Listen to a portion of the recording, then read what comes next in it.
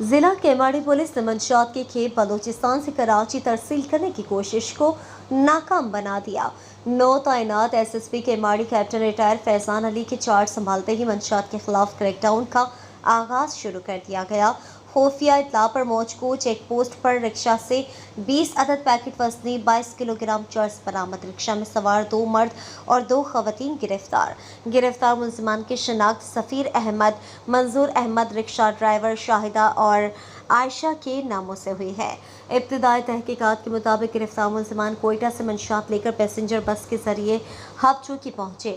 بعد ازاں ہب چوکی سے رکشے میں سوار ہو کر کراچی پہنچے۔ کارروائی ایس ایچ او تھانہ موج کو سب انسپکٹر سید محمد عدنان نے چوکی انچارج موج کو اے ایس آئی جہانگیر موسیٰ اور اسٹاف کے ہمراہ عمل میں لائی۔ ملزمان کے خلاف مقدمات کا اندراج و مزید تفتیش کا سلسلہ جاری ہے۔ ضلع کیماڑی میں عوام کے جان و مال کے تحفظ کے ساتھ ساتھ منشیات، آرگنائز کرائم اور اسمگلنگ کے خلاف زیرو ٹالرنس پالیسی کو ہر صورت یقینی بنایا جائے گا۔ S S P Keamari captain retired Faizan علی۔